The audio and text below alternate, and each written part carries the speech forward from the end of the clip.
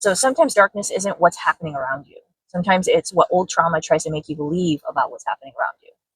Somebody doesn't support you. They don't like the post. They don't acknowledge what you're doing. And then suddenly this old voice starts. Everybody hates you. Everybody wants you to fail. Nobody wants you to win. Everybody's against you. And I know that voice. But I also know now that that voice isn't always telling truth. That is the darkness working through trauma.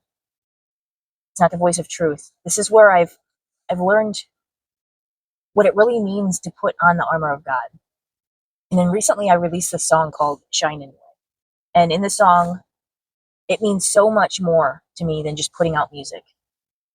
Because I've learned how to keep shining when the response around me is silence. Silence used to trigger something in me, and it would make me question myself, what I'm doing, if I'm doing something wrong. Is it my message? Is it me? Am I too much? Should I make myself smaller so that everybody else feels more comfortable? And then I had to recognize that I was taking somebody else's response, or lack thereof, and allowing old trauma to interpret it for me and through me. And then scripture tells us to take our thoughts captive and bring them into alignment with truth. That's Corinthians 10:5. So now when that happens, when the thoughts come, everyone hates me, I stop and I ask, is that actually true? Is that an old wound talking? That's the battle right there. That's the spiritual battle. And that's why the armor of God means something completely different to me now. Because in Ephesians 6, it tells us to put on the belt of truth. Truth. Not fear, not assumptions, not the story of trauma and what it wants to be created out of it, but truth. And that truth might be, some people support me and some people don't. And some people don't understand. Some aren't paying attention at all. And some may be uncomfortable with who I am now and the words that I speak, my spiritual connection and my connection with God, because of their own darkness and their own shadows. But I don't have to know which one it is. It's none of my business. And that's the main point here. I just have to stay anchored in truth. And there's the breastplate of righteousness, protecting the heart. Because if I'm constantly allowing people's reactions to determine my value, my heart is exposed to every opinion in that room, right? I can't live like that anymore. My worth cannot rise and fall according to the applause. Scripture talks about the shield of faith. Ephesians calls the attacks against us fiery darts. Sometimes those darts look like thoughts. You'll never become anything. Everybody remembers who you used to be. They're laughing at you. Nobody believes in you. Just give up. And faith says no. I don't have to receive every thought that enters my mind. I don't have to let fear become prophecy. I don't have to let yesterday tell me what God can do with me tomorrow. That's the shield. And then there's the helmet of salvation.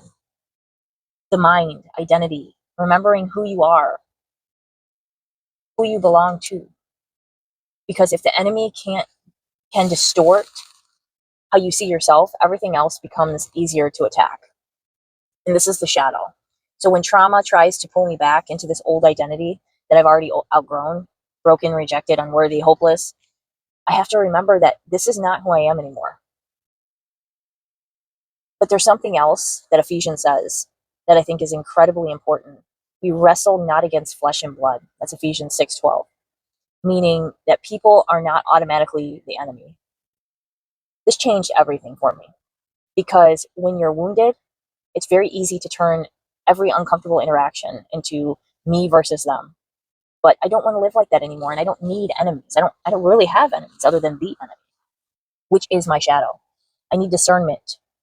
I don't know why every person supports me or doesn't support me. I don't need to assign motives to everyone, but I do understand transformation. Sometimes transformation becomes a mirror, not because I'm better than anybody, but because it kind of exposes others' darkness.